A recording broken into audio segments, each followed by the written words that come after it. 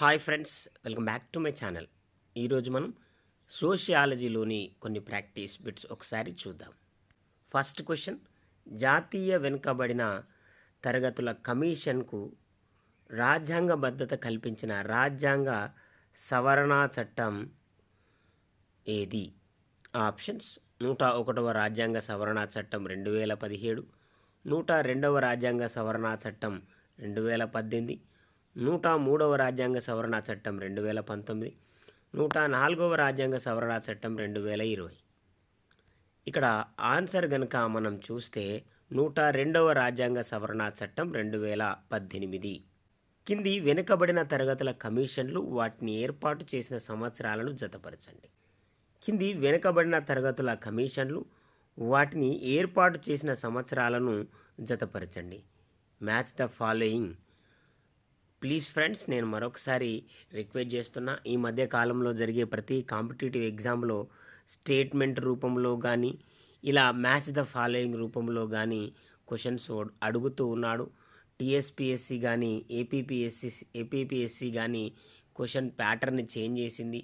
One word ఆన్సర్కి ఇక కాలం చెల్లించింది అని చెప్పవచ్చు. ప్లీజ్ ఫ్రెండ్స్, అభ్యర్థులు గమనించాలి. సబ్జెక్ట్ తరోగా ప్రిపేర్ అయితే తప్ప మనం ఆన్సర్ చేసే విధంగా లేదు ఈనాటి పరిస్థితుల్లో కాంపిటేటివ్ ఎగ్జామ్స్కు ప్రిపేర్ అయ్యే వాళ్ళ పరిస్థితి. కాబట్టి జాగ్రత్తగా ప్రిపేర్ కండి. ఇక్కడ ఆన్సర్ కనుక మనం చూస్తే ఇక్కడ చూడండి, క్వశ్చన్ ఒకసారి చూస్తే వెనుకబడిన తరగతుల కమిషన్లు వాటిని ఏర్పాటు చేసిన సంవత్సరాలను జతపరచండి. Anantharaman commission, Naganna Goud commission, Damodara commission, Sathyanathan commission. ఇక్కడ ఆన్సర్ కనుక మనం చూస్తే థర్డ్ ఆప్షన్ అనేది సరైనది. నెక్స్ట్ క్వశ్చన్, కింది స్టేట్మెంట్లలో సరైనవి గుర్తించండి. రాజ్యాంగంలోని నిబంధన 341 ప్రకారం రాష్ట్రపతి 1953లో మొదటి జాతీయ వెనుకబడిన తరగతుల కమిషన్ ఏర్పాటు చేశారు. విపి సింగ్ ప్రభుత్వం రెండో జాతీయ కమిషన్ వెనుకబడిన తరగతుల కమిషన్ ఏర్పాటు చేసింది. మండల్ కమిషన్ వెనుకబడిన తరగతులకు 29% రిజర్వేషన్ కల్పించాలని సిఫారసు చేసింది. ఇక్కడ సరైనవి అడిగాడు ఫ్రెండ్స్. సరైన వాటిని గనక మనం చూస్తే ఏ మాత్రమే సరైనది. ఇక్కడ ఇవ్వబడిన 3 స్టేట్మెంట్లలో ఏ మాత్రమే సరైనది. నెక్స్ట్ క్వశ్చన్, వెనుకబడిన తరగతుల గుర్తింపునకు సంబంధించి మండల్ కమిషన్కు సంబంధించి సరికాని స్టేట్మెంట్ అడిగాడు. మండల్ కమిషన్ గురించి అడిగాడు ఫ్రెండ్స్. మండల్ కమిషన్కు సంబంధించి సరికాని స్టేట్మెంట్, ఇందాక చెప్పాను కదా సరికానిది, అలాగే సరైనది ఏదో అడుగుతున్నారు. ఇక్కడ చూస్తే సామాజిక పరమైన, విద్యాపరమైన, ఆర్థికపరమైన అంశాలను పరిగణలోకి తీసుకున్నారు. సామాజిక సూచీలకు 3 పాయింట్లు, విద్యా సంబంధిత సూచీలకు 2 పాయింట్లు, ఆర్థిక సూచీలకు 1 పాయింట్ వెయిటేజ్ ఇచ్చారు. మొత్తం 22 పాయింట్లకు 16 పాయింట్లు పొందని కులాలు వెనుకబడిన కులాలుగా గుర్తించారు. మండల్ కమిషన్ మొత్తం 3743 కులాలను వెనుకబడిన కులాలుగా గుర్తించింది. ఇక్కడ సరికాని స్టేట్మెంట్ ఒకసారి మనం చూస్తే థర్డ్ స్టేట్మెంట్, మొత్తం 22 పాయింట్లకు 16 పాయింట్లు పొందని కులాలను వెనుకబడిన కులాలుగా గుర్తించారనేది సరికానిది. నెక్స్ట్ క్వశ్చన్, వెనుకబడిన తరగతులతో పోలిస్తే సంపదను, ఉన్నత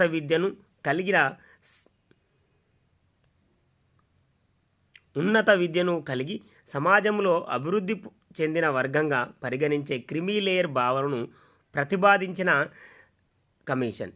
క్రిమీలేయర్ భావనను ప్రతిపాదించిన కమిషన్ ఏది అని అడిగాడు. ఇక్కడ ఆన్సర్ గనక మనం చూస్తే సత్యనాథన్ కమిషన్. నెక్స్ట్ క్వశ్చన్, కేంద్ర ప్రభుత్వ స్థాయిలో వెనుకబడిన తరగతుల సంక్షేమానికి కృషి చేస్తున్న మంత్రిత్వ శాఖ. కేంద్ర ప్రభుత్వ స్థాయిలో వెనుకబడిన తరగతుల సంక్షేమానికి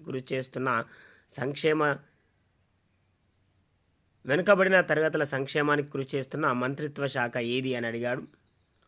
ఇక్కడ ఆన్సర్ గనక మనం సామాజిక న్యాయం సాధికారత మంత్రిత్వ శాఖ. నెక్స్ట్ క్వశ్చన్, జాతీయ వెనుకబడిన తరగతుల ఆర్థికాభివృద్ధి సంస్థను ఎప్పుడు ఏర్పాటు చేశారు? ఆన్సర్ 1992. ప్లీజ్ ఫ్రెండ్స్, ఈ ఛానల్ మీకు యూస్ఫుల్గా ఉందని నేను భావిస్తున్నా. లైక్ చేయండి, షేర్ చేయండి, అలాగే సబ్స్క్రైబ్ చేయండి. తెలంగాణ రాష్ట్రంలో మొదటి వెనుకబడిన తరగతుల కమిషన్ చైర్మన్. తెలంగాణ రాష్ట్రంలో మొదటి వెనుకబడిన తరగతుల commission chairman. Answer BS Ramulu. Next question, Unni Krishnan versus Union of India కేసు విషయంలో సుప్రీంకోర్టు వెలువరించిన తీర్పు అంశానికి సంబంధించింది ఏది? చూడండి, Unni Krishnan versus Union of India కేసు విషయంలో సుప్రీంకోర్టు వెలువరించిన తీర్పు అంశానికి సంబంధించింది. ఉద్యోగాల భర్తీకి సంబంధించి రిజర్వేషన్లు 33% మించరాదు. ఉద్యోగాల భర్తీకి సంబంధించి రిజర్వేషన్లు 50% మించరాదు. వెనుకబడిన తరగతులకు విద్య ఉద్యోగాల్లో రిజర్వేషన్ గరిష్టంగా 27% మించరాదు. షెడ్యూల్ కులాలు షెడ్యూల్ తెగలకు విద్యా ఉద్యోగాల్లో రిజర్వేషన్ 25% మించరాదు. ఇక్కడ అంశానికి సంబంధించిన తీర్పును గనక మనం చూస్తే ఉద్యోగాల భర్తీకి సంబంధించి రిజర్వేషన్లు 50% మించరాదు.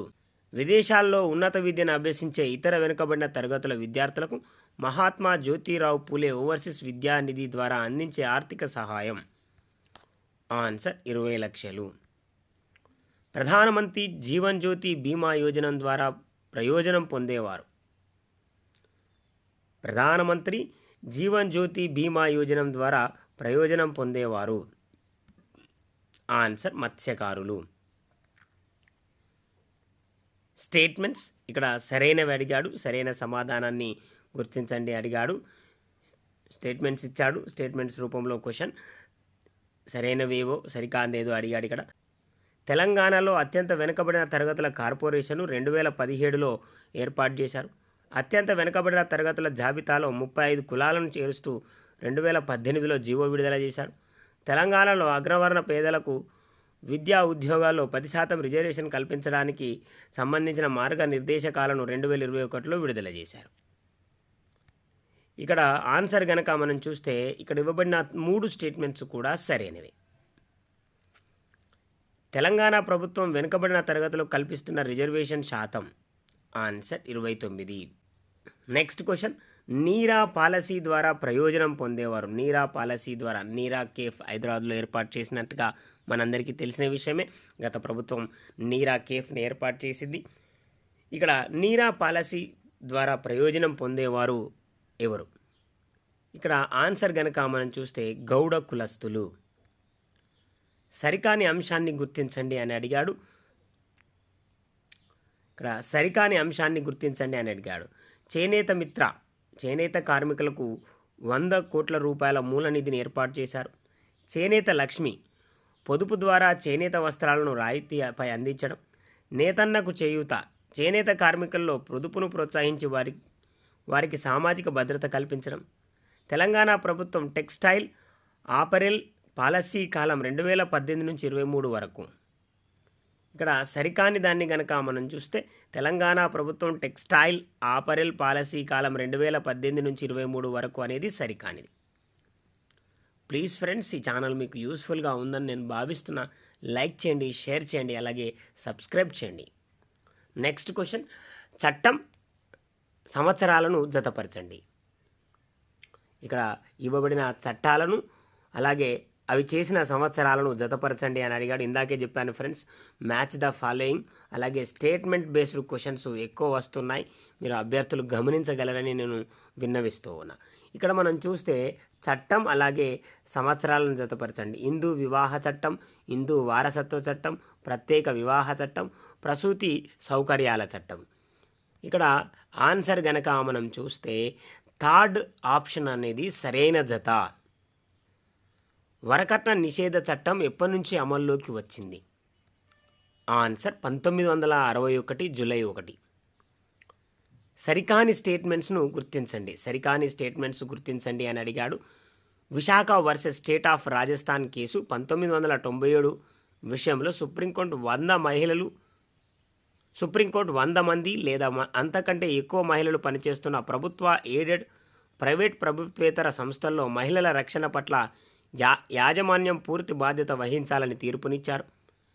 18 సంవత్సరాలలోపు వయసు గల పిల్లలను బాలలుగా పరిగణించి వారిపై జరిగే లైంగిక దాడులు, వేధింపులు, పోర్నోగ్రఫీ నుంచి బాలలను రక్షించే లక్ష్యంతో 2012లో లైంగిక నేరాల నుంచి బాలల రక్షణ చట్టాన్ని రూపొందించారు. పని ప్రదేశాల్లో మహిళలపై లైంగిక వేధింపుల నిషేధం పరిష్కార చట్టాన్ని 2013లో రూపొందించారు. నేర న్యాయ సవరణ చట్టాన్ని 2013లో రూపొందించారు. ఇక్కడ ఆన్సర్ కనుక మనం చూస్తే విశాఖ వర్సెస్ సరికాని స్టేట్మెంట్, అనగా ఆన్సర్ సరికాని స్టేట్మెంట్ అడిగాడు. ఇక్కడ సరికాని statement Vishaka versus state of Rajasthan కేసు విషయంలో సుప్రీంకోర్టు 100 మంది లేదా అంతకంటే ఎక్కువ మహిళలు పనిచేస్తున్న ప్రభుత్వ, ఎయిడెడ్, ప్రైవేట్, ప్రభుత్వేతర సంస్థల్లో మహిళల రక్షణ పట్ల యాజమాన్యం పూర్తి బాధ్యత వహించాలని తీర్పునిచ్చారు అనేది సరికానిది. అద్దె గర్భాల వ్యాపారాన్ని నియంత్రించే సరోగసి చట్టాన్ని ఎప్పుడు రూపొందించారు? అద్దె గర్భాల వ్యాపారాన్ని నియంత్రించే సరోగసి చట్టాన్ని ఎప్పుడు రూపొందించారు అనేది స్టేట్మెంట్. సరోగసి వ్యాపార నియంత్రణ చట్టం ఫ్రెండ్స్. దీన్ని రూపొందించారు 2021లో. ఉషా మెహ్రా కమిషన్ ఏ అంశానికి సంబంధించింది? ఉషా మెహ్రా కమిషన్ ఏ అంశానికి సంబంధించింది?